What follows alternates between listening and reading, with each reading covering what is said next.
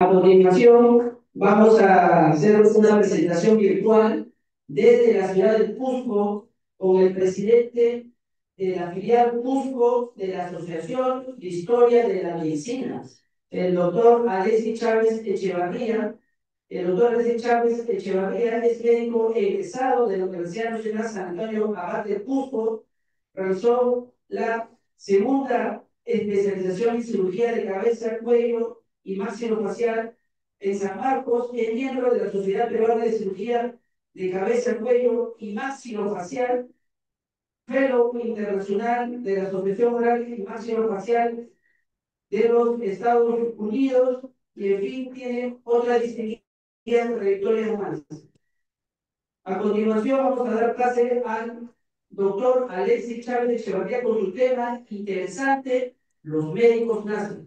Sabemos que aquí en Loreto también han habido nazis y sabemos que están enterrados en, en el cementerio. Hay varios nombres ahí. Seguramente algo de esto nos ilustrará el doctor Alexis Chávez Echevarría, que se va a comunicar vía virtual desde el Cusco para el Perú y para Loreto y Quito. Adelante, doctor Alexis Chávez Echevarría. Muy buenos días a todos los presentes. Les mando un enorme saludo desde la ciudad imperial de Cusco. Tengo el placer de poder disertar sobre este tema que me parece muy interesante. Quisiera saber si se escucha bien. Hola.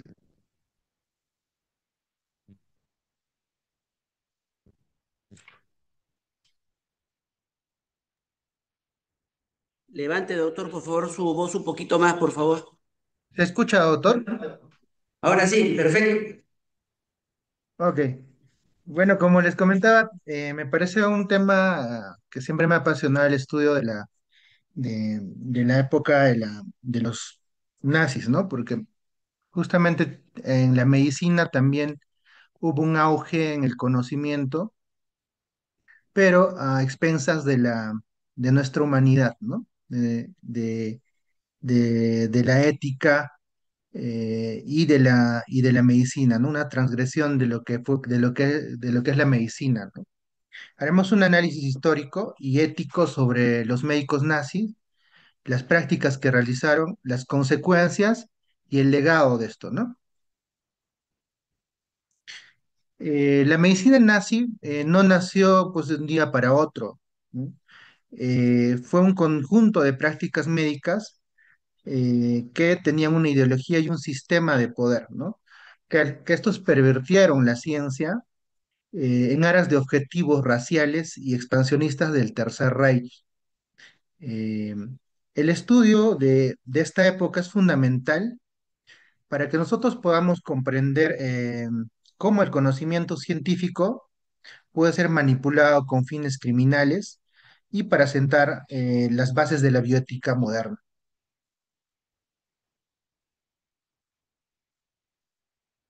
En cuanto a su contexto histórico, teníamos un sistema de salud previo al ascenso al poder de los nazis, que fue un sistema avanzado y diversificado.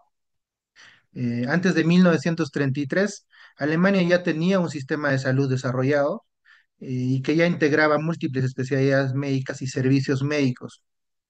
Se fundamentaba en métodos científicos rigurosos para el diagnóstico y tratamiento de enfermedades, ¿no? En esta época, pues, los médicos alemanes eran muy reconocidos a nivel mundial y también compartían valores éticos que priorizaban el bienestar y la dignidad del paciente.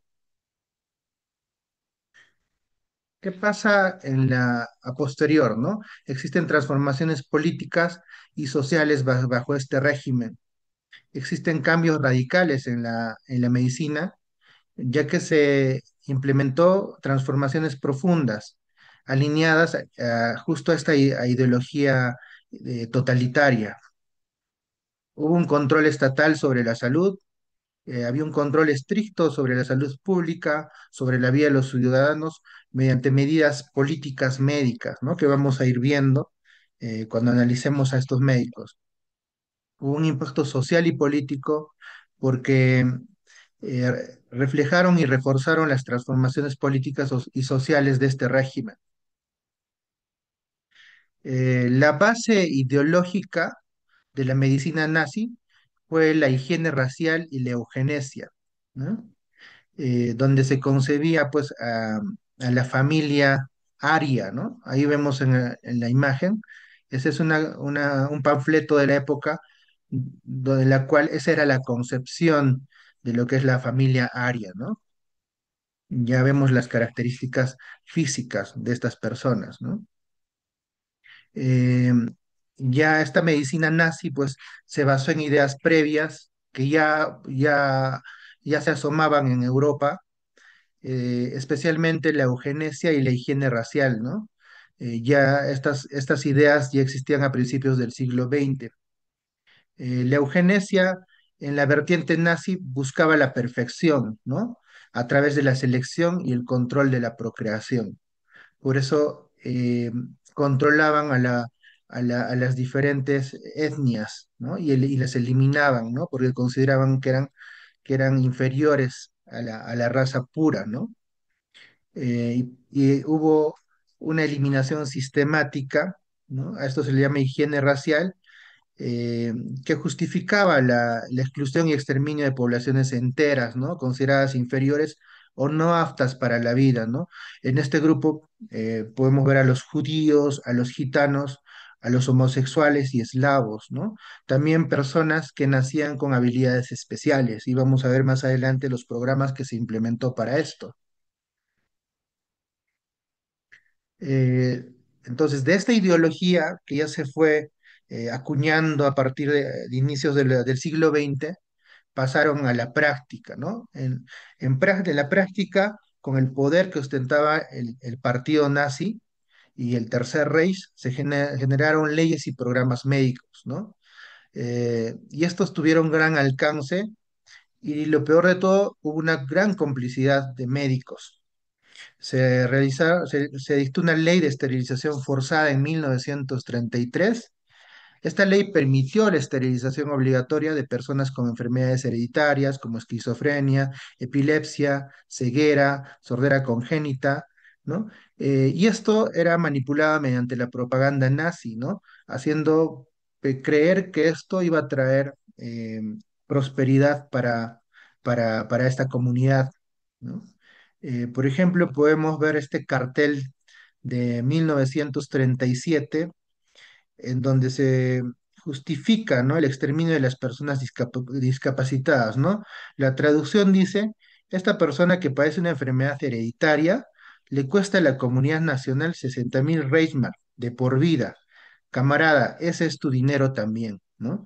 Entonces, si creen y, y lo que van a ver en la historia es que muchas veces la historia se repite, ¿no? No les vaya a sonar muy conocida esta frase en la actualidad. Y se implementó también un programa de eutanasia, que es el Action T4, ¿no? Este programa fue el primer paso que dieron los nazis para toda su época para esa época oscura, ¿no? Que fue a partir de 1939, se inició un programa para asesinar sistemáticamente a personas con discapacidades físicas o mentales graves, a quienes se les consideraba vida sin valor vital, ¿no? Y vamos a ver qué médico estaba a cargo de esto, ¿no? Propaganda nazi de la época, ¿no? Donde se hacía ver que estas personas eran una carga para la sociedad y había que eliminarlas. Se realizaron experimentos en seres humanos en campos de concentración. Hasta ahora, pues, cuando se revela mucha más evidencia, existieron experimentos atroces contra los prisioneros. No tenían fines terapéuticos, estaban diseñados más para servir a los objetivos militares y raciales de este régimen, ¿no? Entre estos podemos mencionar los experimentos de supervivencia, por ejemplo, para probar la resistencia del cuerpo humano en condiciones extremas, sumergían a los prisioneros en agua helada, los sometían a grandes altitudes en cámaras de presión, se les privaba de alimentos y agua y se les dejaba morir. ¿no? Experimentos con fármacos y tratamientos. Se infectaba a los prisioneros para ver cómo se desarrollaba la enfermedad, ¿no? A pesar de que ya se sabía cómo iba a terminar. Eh, hay episodios donde se inyectaron con malaria, la tifus, hepatitis para probar la eficacia de nuevos medicamentos. Se hicieron experimentos genéticos, ¿no?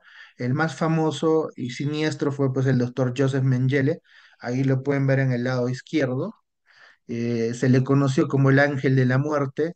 Estuvo ligado más al campo de concentración de Auschwitz, y, y este personaje pues tenía un afán sobre todo de investigar en gemelos, ¿no? Gitanos, y para estudiar lo que es la herencia genética, ¿no? Se hacían inyecciones con químicos para ver a un gemelo, por ejemplo, para ver si el otro reaccionaba. A veces se los mutilaba y se los unía entre ellos para crear siameses. Y aún así hay muchas más historias atroces en esta época oscura, ¿no? Se realizaron esterilizaciones masivas para probar métodos de esterilización en grandes poblaciones de forma rápida y económica. Se usaba, por ejemplo, poblaciones de gitanos, ¿no? Que ellos consideraban que era una peste para su sociedad. Entonces, la transformación de la medicina alemana bajo el Tercer Reich empezó con una subordinación ética, ¿no? En cual en 1933 la medicina pasó a ser de un sistema ético y democrático a un sistema totalmente subordinado a este régimen. La autonomía médica fue erradicada por completo. La nueva ética médica, ¿no? En la cual el juramento hipocrático fue reemplazado por una ética médica nazi basada en lo que mencionamos, que es la higiene racial y eliminación de indeseables, ¿no? Y pervirtiendo el propósito de nuestra noble profesión. Y finalmente la cooptación institucional, ¿no? Tanto instituciones médicas y asociaciones fueron cooptadas para implementar estas políticas de salud racial y eugenesia, ¿no? Y se utilizó la ciencia para estos fines, ¿no? Vamos a ver los médicos nazis más conocidos, ¿no? Que fueron primero los líderes y administradores de este régimen. El primero en mencionar y más famoso, ¿no? Del que se ha escrito muchos libros, es Joseph Mengele, el famoso ángel de la muerte. Se le conocía como ángel de la muerte porque era el que seleccionaba que a quienes iban a morir en los campos de concentración, ¿no? Y generalmente estas personas terminaban en atroces experimentos. Su rol fue como un médico del jefe de las SS en Auschwitz, em, que la SS era la policía del régimen, ¿no? Sus crímenes fueron los experimentos con gemelos, enanos y niños, sin anestesia. También realizaba selecciones enviando a miles de personas a las cámaras de gas. Su destino, este personaje se camufló en el ejército que se había rendido al ejército rojo, y así migró desde Alemania hasta Sudamérica, donde vivió sus últimos años tanto en Argentina, ¿no? como en Sao Paulo, Brasil, donde falleció, ¿no? Finalmente por ahogamiento en 1979, ¿no? Falleció, le dio un ictus y falleció y murió ahogado, diré. Y nunca pagó por sus crímenes. Este es conocido como el médico más infame. Su función principal fue la de la selección, ¿no? Como ya mencioné, y estaba obsesionado con los gemelos y las anomalías raciales, ¿no? Algunos de sus atroces experimentos conocidos son las inyecciones químicas en los ojos. Este personaje intentaba cambiar el color de los ojos de los prisioneros, pues muchos de estos morían por infecciones o ceguera, ¿no? O terminaban con ceguera. La inseminación artificial realizaba experimentos sobre la reproducción humana para estudiar la pureza racial, y los estudios sobre gemelos, ¿no? Donde inyectaba enfermedades a un gemelo y observaba el desarrollo en el otro, ¿no? Sin anestesia y sin una ética, ¿no? Otro personaje fue Karl Brandt. Este fue el médico personal de Hitler. Se dice que él le administraba los cócteles de droga a Hitler y fue comisionado de Saneamiento y Salud. Y este fue una de las figuras clave en el programa de eutanasia Action T4 del que mencionamos, en el cual se eliminaba a personas que hoy conocemos como personas con habilidades diferentes, ¿no? Fue responsable sistemático de más de 70.000 alemanes, de la desaparición de más de 70.000 alemanes con discapacidad. Autorizó y supervisó numerosos experimentos médicos en prisioneros de campos de concentración. El destino de este personaje fue condenado en los juicios de Nuremberg, ¿no? Donde se supo finalmente las atrocidades de los médicos nazis, ¿no? Fue declarado culpable y ahorcado en junio de 1948. El otro personaje dentro del tridente de los que manejaban la medicina nazi fue Philip Bowler, que fue jefe de la Cancillería de Hitler y principal organizador del programa Action T4. Fue directamente responsable del asesinato de cientos de miles de personas con discapacidad en Alemania y los territorios ocupados por el ejército nazi. Tampoco pagó por sus crímenes, se suicidó después de ser capturado por tropas estadounidenses en mayo de 1945. Las figuras clave en el programa de eutanasia, eh, que en realidad este fue un ensayo previo al holocausto judío, fueron Víctor Brack, ¿no? Que fue alto oficial en la Cancillería de Hitler, que desarrolló el sistema de cámaras de gas y crematorios usado primero en el Action T4. Y luego exportaron este sistema a los campos de exterminio, ¿no? Fue ejecutado en 1948. Herbert Linden fue alto funcionario de salud que ayudó a redactar las leyes que ordenaban la esterilización y el asesinato de personas con discapacidad. Así como ellos, muchos médicos y enfermeras en toda Alemania y Austria llenaron formularios condenando a muchos pacientes a muerte y administraron inyecciones letales en centros de exterminio como Harting, Grafenegg y Hadamar, ¿no? Los siguientes que voy a mencionar fueron condenados en los juicios de Nuremberg entre 1946 al 1947 por experimentos en presos, en prisioneros de campos de concentración, ¿no? Se hicieron experimentos de altitud para la Luftwaffe, que fue la fuerza aérea alemana de los nazis.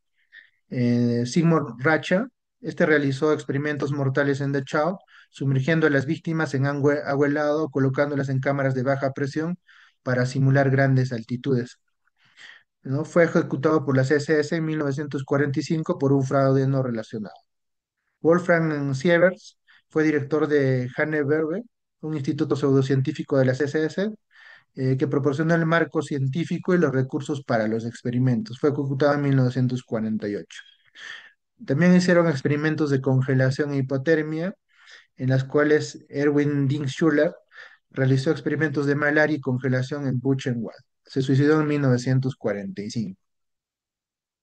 En los experimentos con malaria, gas mostaza y enfermedades infecciosas, podemos mencionar a Karl Gerbat y Kurt Hessenmeyer, ¿no? El primero fue médico personal de Himmler. Himmler fue el ideólogo del partido nazi y realizó brutales experimentos con sulfanavidas, ¿no? Simulando heridas de batalla en mujeres de Ravensbrück, que finalmente terminaban en muerte, desfiguración o amputación, ¿no? En algunos casos fracturaban las tibias de estas mujeres y usaban estas sulfamidas, ¿no? Fue ejecutado en 1948.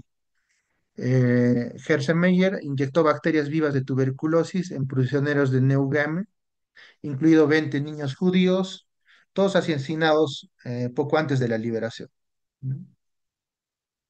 Fue capturado, fue juzgado en Alemania Oriental y sentenciado a cadena perpetua. En cuanto a los experimentos con agua de mar, está el médico Wilhelm Weilbrock, que realizó experimentos en Dachau, donde los reclusos eran forzados a beber solo agua de mar para hacerla potable. También fue sentenciado en Nuremberg y solo cumplió una breve condena en prisión. En cuanto a los experimentos de esterilización, estaba el médico Karl Klauberg, que desarrolla un método de la esterilización masiva usando inyecciones no quirúrgicas en Auschwitz y Ravensbrück, ¿no? Fue capturado por los soviéticos, juzgado y sentenciado a 25 años, pero fue liberado antes de tiempo. Horst Schulman realizó experimentos de esterilización con rayos X en prisioneros de Auschwitz y Ravensbrück, causando quemaduras graves, enfermedades y muerte, ¿no? Este personaje huyó a África, fue extraditado a Alemania en el 66, pero fue liberado por problemas de salud antes de que concluya su juicio. Mención especial, eh, cabe resaltar que en esta época también se desarrollaron las ciencias anatómicas, ¿no? Y el libro infame por excelencia de esta época fue el libro de Perkov, ¿no? Cualquiera que ha estudiado medicina en Europa y Estados Unidos en los años, entre los años 60 a 80, 90, usaron este libro, el famoso libro de anatomía de Perkov. Este libro es considerado uno de los trabajos científicos más importantes de todos los tiempos, para cuya realización se utilizaron cuerpos procedentes de campos de exterminio. Inclusive se habla de cuerpos viviseccionados, ¿no? En algunas teorías, ¿no? Entonces, este atlas de Perkov, ¿no? O atlas anatómico de Perkov, el atlas de anatomía y topografía aplicada humana, fue iniciado en 1933 y concluido en 1960, ¿no? Hasta hoy se considera una de las obras más importantes de todos los tiempos, inclusive a la altura de Humanis Corporis Fabrica de Andrés Vesalius, ¿no? Sabemos que Vesalius fue el primer anatomista en diseccionar humanos, cadáveres humanos, ¿no? Porque antes de él se diseccionaban monos. Los cuerpos que diseccionó para ello muy posiblemente procedían de los campos de exterminio, ¿no? Perkov era un enlistado en la SS y era partidario nazi, ¿no? En sus distintos volúmenes uno puede apreciar más de 800 acuarelas hechas por un equipo de 4 artistas, ¿no? Estos artistas también tenían afiliación nazi, ¿no? Y lo que resaltó fue que en las firmas de estos ilustradores, pues se encontraron signos, símbolos nazi, ¿no? Como la esvástica nazi o los dobles rayos de la SS. Por eso fueron censurados estos libros más o menos en la época de los años 90, ¿no? Perkov fue nombrado decano de la Facultad de Medicina en 1938 y rector de la Universidad de Viena en 1943, gracias no solo a sus credenciales académicas, sino también a su filiación política. Sobre la biografía de Perkov, Perkov fue un brillante anatomista, tenía una capacidad para la disección muy genial, ¿no? Y eso lo pueden ver en este atlas. Acá podemos ver a Perkov con uniforme nazi ante un cuadro de Hitler, en el cual el 26 de abril de 1938 realizó la primera lectura de su atlas anatómico en la Universidad de Viena. Esta es una imagen de, del atlas de Perkov, ¿no? Lo que resalta son los detalles de la disección y de la ilustración, ¿no? Aún hoy, este libro es muy estudiado por cirujanos que practican pues, la cirugía de nervios periféricos, ¿no? Por su excelente disección y la forma de mostrar la anatomía humana. Pero acá van a ver, pues, esta fascie, pues, es típica de un paciente, de un judío, ¿no? Judíos que fueron exterminados en los campos de concentración. Ahí viene el dilema ético, ¿no? De estas obras. Incluso hubo pronunciamiento de los rabinos judíos en que si estas obras debían ser utilizadas o no, ¿no? Y al final se concluyó que si va a servir para la ciencia deben de ser utilizadas, pero se debe saber el origen oscuro del cual proviene esta obra, ¿no? Acá podemos apreciar las imágenes, ¿no? Que son muy hermosas para los que les gusta la anatomía, ¿no? Y muy detalladas, ¿no? Inclusive atlas fotográficos quedan muy cortos al compararlos con esta obra. ¿no? ¿Cuáles fueron las repercusiones, los juicios y legados del Holocausto médico? Con el fin de la Segunda Guerra Mundial y los juicios de Nuremberg, se revelaron la magnitud de los crímenes de estos médicos, ¿no? Se realizó el juicio de los médicos entre el 46 y 47, ¿no? Donde un grupo de 23 médicos y administradores nazis fueron juzgados por crímenes de guerra y crímenes de lesa humanidad, ¿no? 6 de ellos fueron condenados a muerte. Como consecuencia de esto nace el Código de Nuremberg en 1947. Se redactó este código que sentó las bases de lo que es la bioética moderna, donde se establecen los 10 principios éticos para la investigación con seres humanos, siendo el más importante el del consentimiento informado. Y en 1964 se redacta el juramento de Helsinki. La Sociedad Médica Mundial adaptó y amplió los principios del Código de Nuremberg para la investigación médica creando el juramento de Helsinki, que sigue siendo la guía ética fundamental para los médicos en la investigación. Los juicios de Nuremberg y la responsabilidad médica, ¿no? Estos juicios sentaron la base como precedentes legales para juzgar crímenes médicos durante el nazismo y definieron las bases legales que responsabilizan a los profesionales de salud por prácticas no éticas. Entonces, acá podemos ver el escenario de los juicios a los altos cargos nazi, que también acogió el 9 de diciembre de 1946 al 20 del 47 el juicio de los médicos nazis encargados de realizar los experimentos con seres humanos. En total, fueron 22 hombres y una mujer. Las acusaciones que se vertían sobre este grupo de médicos eran cuatro, ¿no? Primero, la conspiración para cometer crímenes de guerra y crímenes contra la humanidad, según lo descrito en los apartados 2 y 3. Segundo, crímenes de guerra, ejecución de experimentos médicos en prisioneros de guerra y civiles de países ocupados, así como participación en los asesinatos en masa de internos de estos campos de concentración.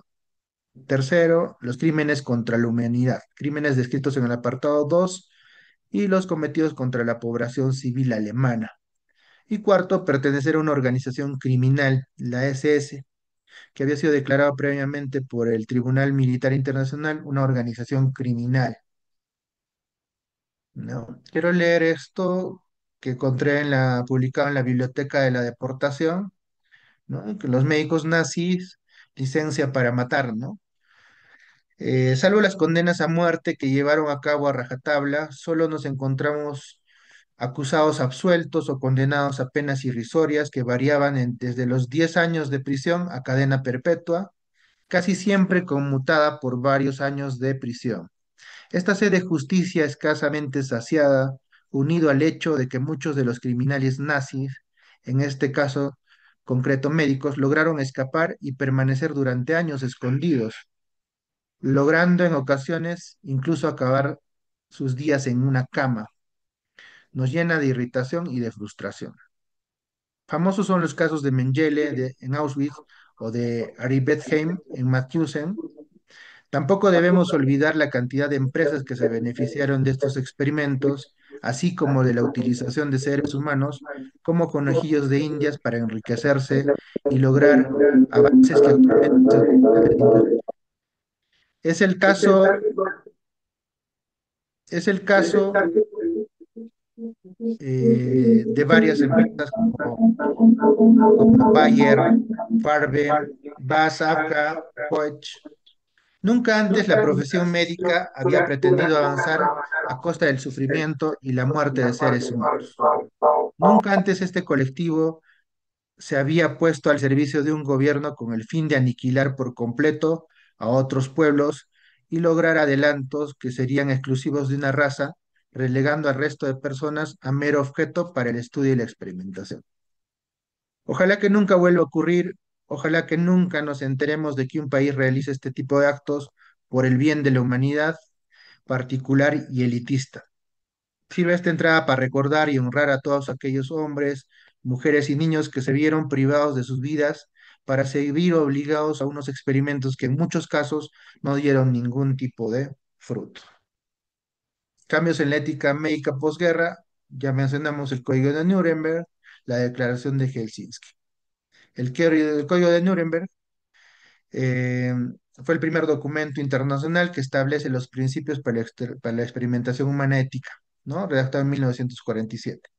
Su primer y más importante principio es el consentimiento informado voluntario del sujeto humano. Por 5 minutos, El doctor, Código por de favor. Nuremberg, dígame, doctor, 5 minutos, por favor, doctor.